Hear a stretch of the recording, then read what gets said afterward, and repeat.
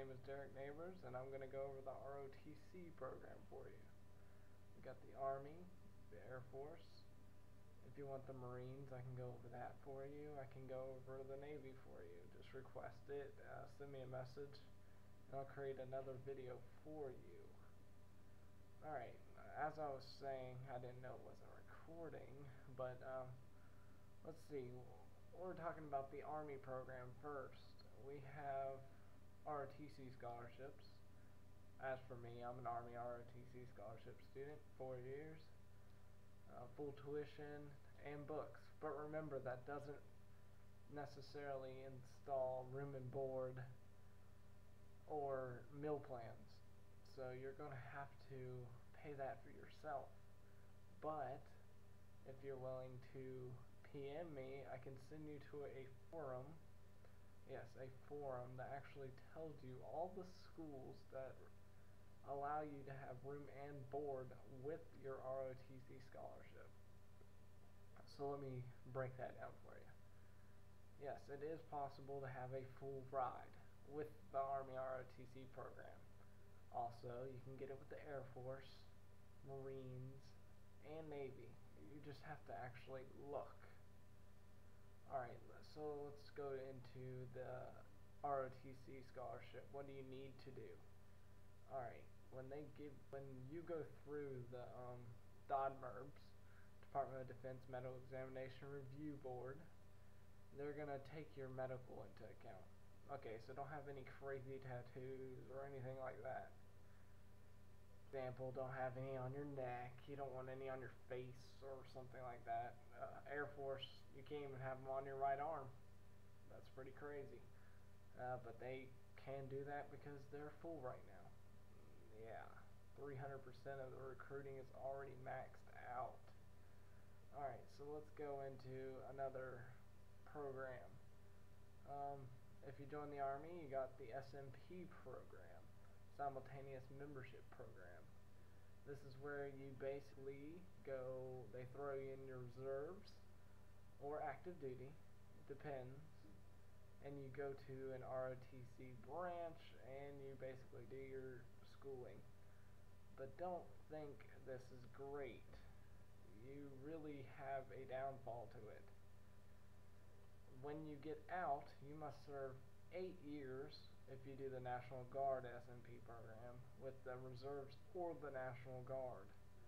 8 years instead of 4. Remember, when you sign for an ROTC scholarship, you have 4 years active and 4 years inactive. For example, when I go in, 4 years, second lieutenant, hey, yay, first lieutenant, hey, 4 years, you're a captain. Remember, Air Force kind of does it different. If you do an Air Force ROTC scholarship, you'll pretty much be underneath an officer when you go in until you are ready for a leadership position. Army, it's totally different. They jump you in. Supposedly, based on my Lieutenant Colonel Robbins at my school, we have what we're having an increase of the Army size.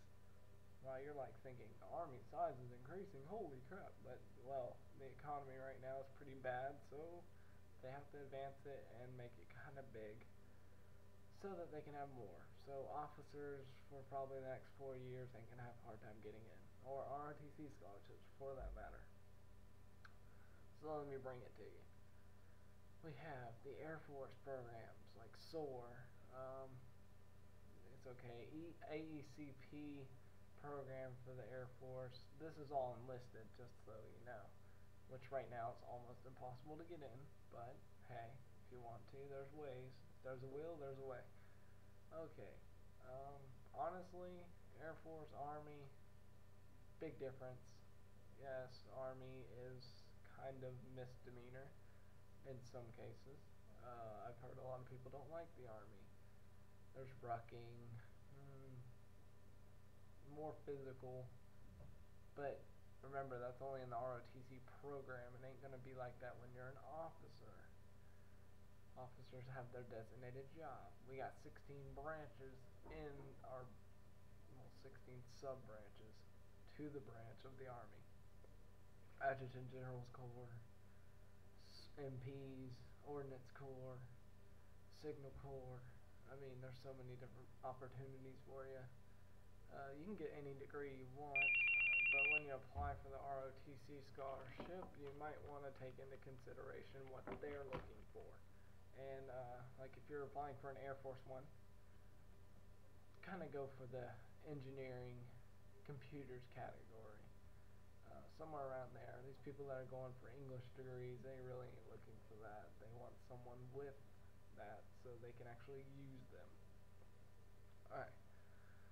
Alright, I did a breakdown of that, so what else do I got for you?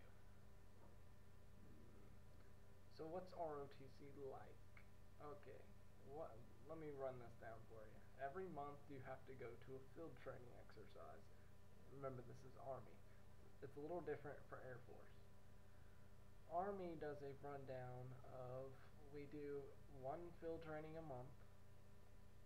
Like for example, when I went to Audie Murphy, which was our first one, we did field navigation, which is land nav, which is basically taking a map, taking a compass, putting your points on a compass, and walking around in the middle of the night finding them. And you have to do it in the day. Then we got Styx lanes, which is our next one. That's what we did.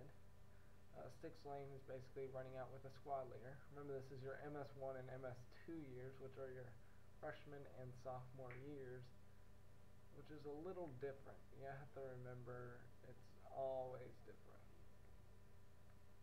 So, when you hit your junior year, they start evaluating you. You go to LDAC, which is our Leadership Development Actions course. I don't know if I said that right, but someone corrects me, do it. When we go to LDAC, you'll do all of the above. If you don't pass land nav, you're out. You get a couple chances. You got the PT test. If you don't pass it, you're out. PT requirements are pretty rough. Just depends if you know what you're doing. You have to be dedicated. So let's do another rundown. LDAC, what do you expect? Evaluation. You gotta pass it. Lots of stick lanes. I'm telling you now, lots of stick lanes. Which is basically bringing out a squad, being like, knock out a bunker. Knock out a bunker, assault. It's basically a leadership reaction course. Let's go with that. Alright, senior year. Hey, look, you passed LDAC. Oh, your senior year. You're pretty much doing your lieutenant job your senior year. You're teaching the new MS1s, MS2s, and MS3s what they're supposed to expect at LDAC, so they'll be ready. So it's a lot of responsibility. Air Force, a little bit different. Sophomore year, you actually go to the camp, and if you don't pass, you go back your junior year, and you go one more time. That's not insured, but you have a chance. If you take an enlisted route, I'd recommend probably the programs, doing the ROTC programs. Because if you do OCS or OTS, which is Air Force, basically your chances go down. You'd think they go up because you're enlisted, you have experience. Why wouldn't they take you? Well, it's less than 20% of the people that do OTS get it. I don't really know the rate of how many people do it, but I'm pretty sure a lot of people have been doing it lately. It's about less than 20%. At least with ROTC, if you pass the camp, you're insured it. You pretty much go no matter what. Active duty gets a good percentage. National Guard and Reserve. You can actually take that plan. About 10% of the people that go to camp go into the National Guard and Reserve. Either because they want to or they're forced to because they're on the bottom of the ladder. Remember, grades and GPA scores in school count. Alright, if you would like another message, this is the end of my YouTube video. Give me an email back. Post message and I'll send you more info. Thank you. Bye.